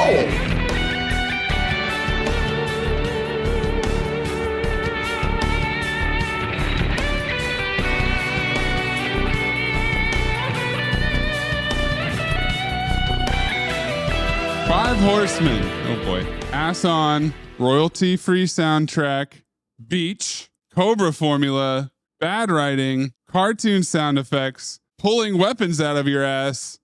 Where are we? Exposition. St. Simon. St. Simon. St. Simon. Yeah, she's... Nothing's beating St. Simon. Breathe in through nose, out the mouth. Ass on, ass off. Teddy Rex, Moosey Teddy Rex. Teddy Rex, Moosey Teddy Rex. Ass on, fuck it, ass off. Ass on, fuck it, ass off. Michael Veen Memorial Ass On Award. Dudikoff. Everyone, but yes, Dudikoff. Wild Bill as well. You guys liked him? No, you're out of your mind. Wild Bill was great. Dude, he's talking so unnaturally from the jump. And he's holding that weird football. You're not a commanding officer of exposition. You don't know that. Also, the sassy sailor overtakes any enlisted person's. He's not sassy. You don't think he's ass on? I don't think he's sassy. You don't think he's sassy? I think he's ass on trying to pretend to be nervous. He's not sucking his finger. He's supposed to be biting his nails in a nervous fashion. Sure thing. And my nails bitten a couple of times. Say it louder. It's Dudikoff. Carl Weathers Memorial Ass Off Award. Steve James is Curtis Jackson. There is that one guy in the jump kick scene. And the guy reacting to Dirty Mike getting kicked off the balcony. Hold on. Let me see. Yeah, it just keeps coming up. American Ninja, American Ninja, American Ninja. Yeah. No, we gave him ass on. Well, Steve James is American Ninja and he's ass off. Nice comeback. Yes, and. You can't say yes and when you no-butted me. You just did. That's right. I feel like you outfoxed you on that one. Are you good at keeping secrets? Absolutely. Because I've got a present for you. Secret present outside by the dumpster. Is it a baseball mitt? It fits you like a baseball mitt, like a glove. I hope. Golden Dumpster nominees. Wild Bill saying, I don't know who you are, what you are, or why you're here after literally getting all that information. The Lion is a millionaire who made his money big time in drugs. This is really beginning to get on my tits. the completely pointless super ninja demonstration. Pointless? How else do you get to 90 in this movie? Tojo Ken long snapping a sword to kill his own ninja. $5 billion of pure heroin. A couple of other ones. Ninjas, my ass, you guys were on Mangrove Island taking care of some local talent. American Ninja letting dude hit him twice and laughing maniacally before knocking him out. The tour group to the facility and they're dressed as ninjas and they're only two. Sneaking into the group. No one noticed. Breaking the guy's neck and then telling him to stay down when he tries to get up. The dude who dies or gets knocked out in the beginning of the movie and his arm is behind his head. And my pick, having a gun in a fight against 4 dudes and not only opting not to use it, but using it as a baton instead, then pulling out 2 massive knives. Maze, what's yours? I have to go with long snapping a sword to kill your own ninja. That's my pick. Never seen it before. It's innovative. Zach, what's your golden dumpster? This is really gonna get on my tits. Yeah, I thought for sure. There's no way that this golden dumpster would get on your tits. To be clear, by the way, if I wasn't trying to spread the wealth, my golden dumpster would be plot lift off guy. Well, Zach, you picked it, motherfucker, and this is really beginning to get on your tits, so. Motherfucker. I like that. Phober file. Easy file. No preamble. No need to explain it. This is an easy file. I fucking love this movie. I'll watch it 1,000 times. Amin? Yeah, man. As soon as I saw, you filed it in the chat yesterday. Yeah, this is a file. As soon as I saw my man folded up with his arm behind him like that, I wanted to start sending pictures immediately. That's the only thing about look at this photograph that I think it's robbed. That's the tough thing. Yeah. Not the listener, but it's robbed us. Because so many times you're minding your business, you haven't even watched the movie yet, and then you just get this random picture. And for me, that random picture would have been my man with his arm behind his head. It's a file. It is? This movie reminded me a lot of Hurricane Smith, which you guys took great delight in shitting all over and complaining about and whining about. This is so much better. From what I remember of American Ninja, I don't remember it having nearly as many people being sacked, editing mistakes and bullshit. Maybe I'm wrong and there's a lot of terrible stuff. Maybe all the swords were dull butter knives in that movie too. Well, a good portion of the budget in that one went to getting the pants out of that guy's ass crack. Right. I remember Thick Cock. I remember the Black Star Ninja. I remember a laser beam at some point. Yeah. I remember him going off a jump on a motorcycle. I remember a bunch of random shit. This had more ridiculous shit. It was also way worse of a movie. Like, I text the chat and Amin's like, oh, it's so much better. This is so much worse. Way better. What are you talking about? The only thing the original has, I think the villain in the original is better. For sure. Yeah. Everything else is better in this movie. The action, the pacing, the acting, the scenery even. The scenery. The comedy. The comedy. Because there was a hot woman in it that you liked. The scenery was better. I mean, there's 2 hot women, really. One of them was crazy. You guys blowing up the chat saying it's so much better. It wasn't better. What are you doing? This is a phobe. What? Ridiculous. We'll see how the American Ninja Rewatchington goes, and I will reconsider at that point. So if American Ninja sucks, you're going to come back and say, my bad to American Ninja 2? If American Ninja has as many filmmaking rookie mistakes as this movie did, yes, I will reconsider. You try making a movie for $7 after you spent the whole budget on the greatest American actor, Stephen James. Well, I'm chiming in after the Rewatchington, which was great. Go check it out. Become a Patreon and watch it on playback. And while I still believe that the original American Ninja is better in just about every way, better villain, better story, better love interest, a plot that almost makes sense, it did still have butter knife swords. It did still have weapons already in people's bodies by the time they cut to it. It still had Michael Dudikoff doing embarrassing ninja moves. And most importantly of all, Amin reversed his horrible decision to phobe it. And the main thing that bugged me about this viewing was that Amin made it known before we did the episode that he thought this one was so much better. Absolute fucking bullshit. Unprofessional bullshit. So American Ninja 2, The Confrontation, is a file sweep. Make sure you send us your Phober file, Golden Dumpster, ass on, ass off, 5 Horsemen, Louis Pinnock, plot lift off, at Talk Hoops, at Darth Amin, at Corn Puzzle, at Cinephobe, at Count the Dings, or drop in the Discord by being a Patreon member, patreon.com/countthedings. Next time we make love, you introduce me to Jade.